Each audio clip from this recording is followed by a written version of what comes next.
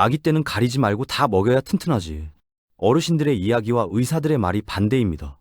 돌전엔 땅콩을 절대 먹이지 마세요. 통계 데이터로 본 결과는 어땠을까요? 2000년대 초 의사들의 권고를 충실히 따른 영국 아이들 사이에서 땅콩 알레르기가 폭발적으로 늘어났습니다. 반면 같은 시기 아무도 주목하지 않던 이스라엘 아이들은 달랐습니다. 피하지 않고 일찍 먹였더니 오히려 알레르기가 생기지 않았던 겁니다. 우리 모두에게 해당되는 알레르기에 대한 오랜 연구 이야기 자세하게 알아보겠습니다. 소아과 대기실은 늘 붐볐습니다. 2000년대 초 영국의 젊은 부모들은 의사의 말을 메모지에 받아 적었습니다. 돌전엔 땅콩, 계란, 밀가루 절대 금지. 찜찜하더라도 전문가가 하는 말이니 따랐죠. 냉장고 문에 붙여두고 이유식 재료를 고를 때마다 다시 확인했습니다. 그게 좋은 부모의 조건처럼 여겨졌습니다. 그런데 시간이 흐르면서 이상한 일이 벌어졌습니다. 조심하면 조심할수록 알레르기를 가진 아이들은 오히려 늘어났습니다. 1990년대와 비교했을 때 영국의 땅콩 알레르기 아동 비율은 3배 가까이 뛰었습니다. 100명 중 2명 꼴이던 수치가 어느새 교실 한 칸에 한두 명씩은 꼭 있는 수준이 됐습니다. 의사들도 당황했습니다. 피하라고 했는데 왜 더 많이 아픈 걸까? 그 무렵 한 소아과 의사가 이상한 점을 발견했습니다. 영국에 사는 유대계 아이들과 이스라엘 현지에서 자란 유대계 아이들을 비교해 봤더니 땅콩 알레르기 비율이 10배 가까이 차이가 났습니다. 유전자도 비슷하고 민족도 같은데 왜 이렇게 달랐을까요? 두 그룹의 식탁을 들여다봤을 때 결정적인 차이 하나가 눈에 들어왔습니다. 이스라엘 아이들은 아주 어릴 때부터 반빨하는 땅콩 스낵을 자연스럽게 먹고 있었습니다. 피하기는커녕 이가 나기도 전에 손에 쥐어졌던 겁니다. 이 발견은 단순한 식습관 차이가 아니었습니다. 수십 년간 의학계가 당연하게 여겼던 전제 자체를 뒤흔드는 신호였습니다. 회피가 정답이 아닐 수도 있다는 불편하지만 외면할 수 없는 질문이 수면 위로 떠올랐습니다. 그 질문은 곧 대규모 임상 연구로 이어졌고 결과는 의학 교과서를 다시 쓰게 만들었습니다. 런던 킹스 칼리지 병원의 연구팀은 2006년부터 본격적인 실험에 착수했습니다. LEAP 연구, 즉 학습을 통한 알레르기 예방 프로젝트였습니다. 땅콩 알레르기 고위험군 아기 640명을 두 그룹으로 나눴습니다. 한쪽은 기존 지침대로 땅콩을 철저히 피하게 했고 다른 한쪽은 생후 4개월부터 꾸준히 먹였습니다. 부모들은 불안했지만 연구팀을 믿고 따랐습니다. 5년 뒤 결과가 나왔을 때 연구실 안은 조용히 술렁였습니다. 땅콩을 피한 아이들 중 17명 중 1명꼴로 알레르기가 생겼습니다. 반면 일찍부터 먹인 아이들은 그 비율이 80% 넘게 줄었습니다. 숫자 자체보다 충격적인 건 방향이었습니다. 피할수록 더 위험해지고 노출할수록 더 안전해졌습니다. 수십 년간 뒤집어져 있던 상식이 데이터 앞에서 바로 섰습니다. 연구팀은 여기서 멈추지 않았습니다. 아이들이 만 5살이 된 뒤 땅콩 섭취를 1년간 완전히 중단시키고 다시 관찰했습니다. 일찍 노출했던 그룹은 먹기를 멈춰도 알레르기가 생기지 않았습니다. 몸이 이미 기억하고 있었던 겁니다. 면역세포가 땅콩을 적이 아닌 익숙한 존재로 받아들인 뒤에는 시간이 지나도 그 기억이 유지됐습니다. 이 추적 결과는 전 세계 소아과 학회를 흔들었고 각국의 이유식 지침은 빠르게 바뀌기 시작했습니다. 땅콩만이 아니었습니다.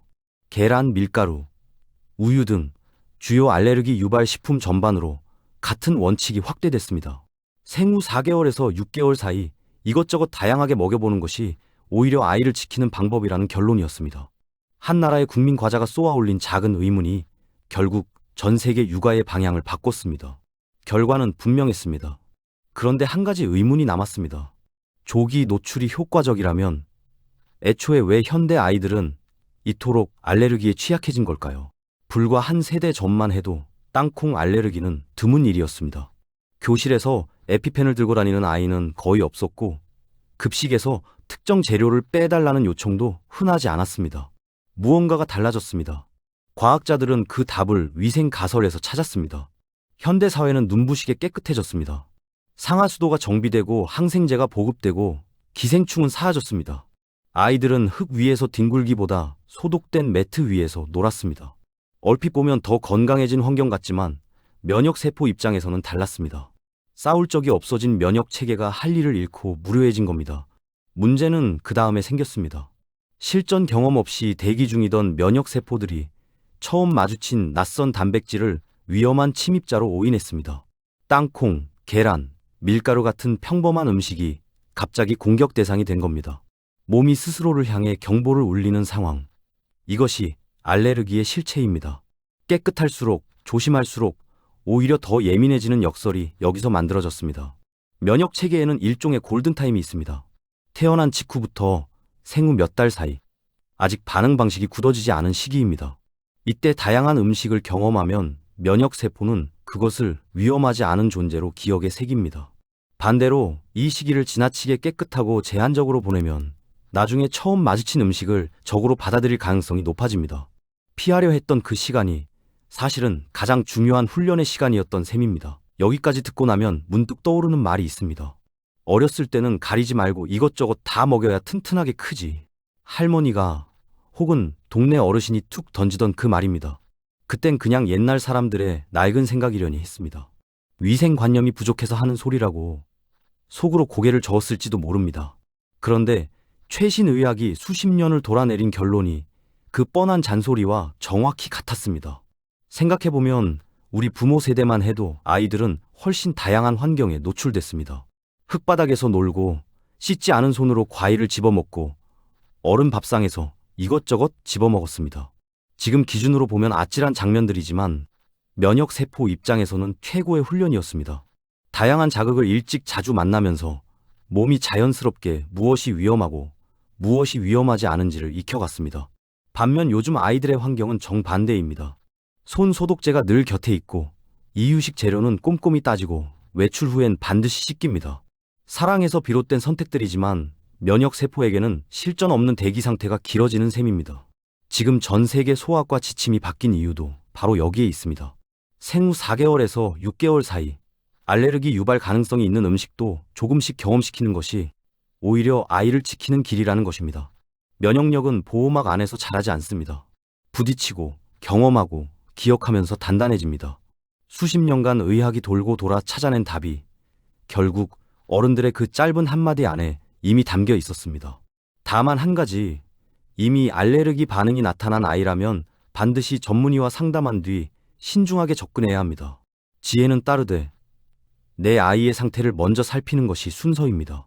잘못된 지침 하나가 한 세대를 흔들 수 있다는 사실, 이번 이야기가 그걸 보여줬습니다.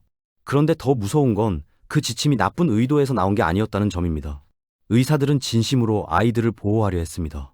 부모들도 최선을 다해 따랐습니다. 그럼에도 결과는 반대로 흘렀습니다. 좋은 의도가 언제나 좋은 결과로 이어지지 않는다는 것. 이것이 이번 이야기가 남기는 첫 번째 불편한 진실입니다. 두 번째 불편한 진실은 우리가 안전이라는 단어를 너무 좁게 정의해왔다는 겁니다. 위험해 보이는 것을 멀리하는 것만이 안전이라고 생각했습니다. 그런데 면역 체계는 달랐습니다. 적당한 자극 없이는 제대로 작동하는 법을 배우지 못했습니다. 지나친 보호가 오히려 취약함을 키웠고 조심스러운 회피가 대래 위험의 문을 열었습니다. 안전의 반대말이 항상 위험은 아닐 수 있다는 뜻입니다. 이런 역설은 알레르기에만 해당되는 이야기가 아닙니다. 아이를 키우는 수많은 장면에서 비슷한 구도가 반복됩니다. 넘어질까봐 걷기를 늦추면 근육이 늦게 발달하고 실패할까봐 도전을 막으면 회복력이 자라지 않습니다. 면역이든 체력이든 마음이든 단단해지는 과정에는 반드시 작은 충격과 적응의 시간이 필요합니다. 온실 속에서는 강해질 수 없다는 말이 과학적으로도 맞는 말이었습니다. 물론 모든 노출이 옳다는 뜻은 아닙니다. 아이의 현재 상태를 먼저 살피고 전문가의 판단을 함께 구하는 것이 전제입니다. 중요한 건 방향입니다. 무조건 피하는 것이 사랑이 아닐 수 있고 적절히 부딪히게 하는 것이 더 깊은 보호일 수 있습니다. 우리가 아이에게 물려줄 수 있는 가장 단단한 유산은 세상을 두려워하지 않고 감당할 수 있는 몸과 마음일지 모릅니다. 영국에서 시작된 LEAP 연구 결과가 발표된 건 2015년이었습니다. 그로부터 불과 몇 년 사이 미국, 영국, 호주, 캐나다 등 주요 국가의 소아과 학회는 일제히 이유식 지침을 뒤집었습니다. 알레르기 유발 식품은 늦게 줄수록 안전하다는 문장이 지침서에서 지워졌고 그 자리에 생후 4개월에서 6개월 사이 다양한 식품을 일찍 시작하라는 문장이 들어섰습니다. 교과서가 바뀌는데 걸린 시간은 놀라울 만큼 짧았습니다. 이 변화가 흥미로운 이유는 단순히 지침이 바뀌어서가 아닙니다. 수십 년간 전문가들이 옳다고 믿었던 것을 데이터 하나가 뒤집었고 의학계가 그 결과를 받아들이는데 생각보다 오랜 시간이 걸리지 않았다는 점입니다. 과학이 제대로 작동한 드문 사례였습니다. 틀렸다는 증거가 나왔을 때 틀렸다고 인정하고 방향을 바꿨습니다. 일본의 사례도 주목할 만합니다. 일본은 오래전부터 이유식 문화가 다양하고 이른 편이었습니다. 된장국에 두부를 으깨 넣고 생선을 잘게 발라 먹이는 방식이 자연스러웠습니다. 서구권이 회피 지침을 따르는 동안에도 일본 아이들의 식탁은 달랐고 상대적으로 알레르기 비율도 낮은 편이었습니다.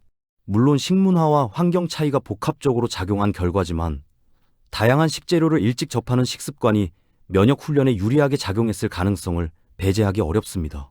한국도 예외는 아닙니다. 최근 국내 소아과 학회 역시 국제 기준에 맞춰 이유식 지침을 업데이트했습니다. 하지만 현장에서는 여전히 돌 전엔 달걀 흰자 금지, 두 돌까지는 견과류 조심이라는 말이 맘카페와 육아 커뮤니티에서 활발히 돌아다닙니다. 지침은 바뀌었지만 부모들의 불안은 아직 그 속도를 따라가지 못하고 있습니다. 정보가 바뀌었다고 해서 마음이 바로 따라오지는 않는다는 것.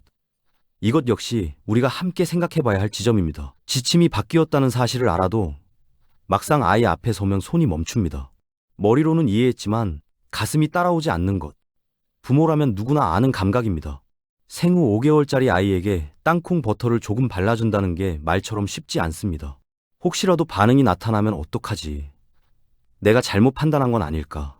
그 불안은 나쁜 감정이 아닙니다. 아이를 사랑하기 때문에 생기는 감각입니다. 그렇기 때문에 방향 전환은 정보만으로는 부족합니다. 불안을 무시하라는 게 아니라 불안을 더 좋은 판단의 재료로 쓰자는 겁니다.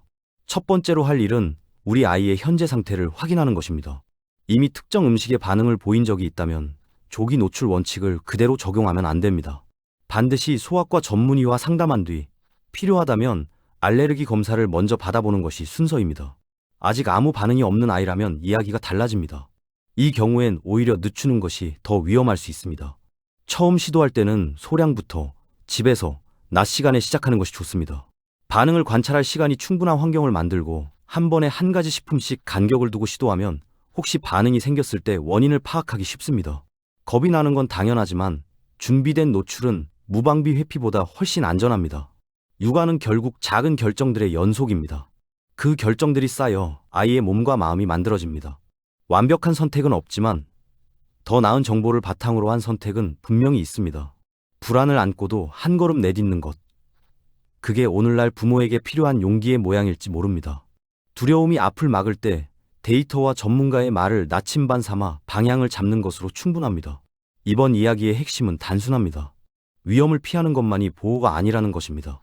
면역 체계는 경험을 통해 배우고 적당한 자극 속에서 단단해집니다. 수십 년간 의학계가 틀린 방향을 가리키는 동안 정답은 이미 오래된 밥상 위에 놓여 있었습니다. 가리지 말고 다양하게 먹여라. 그 짧은 말 한마디가 결국 과학이 도달한 결론과 같았습니다. 한국 부모들에게도 이 이야기는 남의 일이 아닙니다. 맘카페에는 여전히 오래된 정보가 돌아다니고 검증되지 않은 육아 금기가 불안한 부모의 마음을 파고듭니다. 지침은 바뀌었지만 불안은 그 속도를 따라가지 못하고 있습니다. 정보를 업데이트하지 않으면 좋은 의도가 오히려 아이에게 불리하게 작용할 수 있습니다. 그렇다면 우리는 지금 아이들에게 어떤 환경을 만들어주고 있을까요? 지나친 보호가 오히려 취약함을 키우는 건 아닌지 한 번쯤 돌아볼 가치가 있습니다. 오늘 영상이 유익하고 재밌으셨다면 구독과 좋아요 부탁드리겠습니다. 영상 제작에 큰 힘이 됩니다. 다음 영상에서 뵙겠습니다.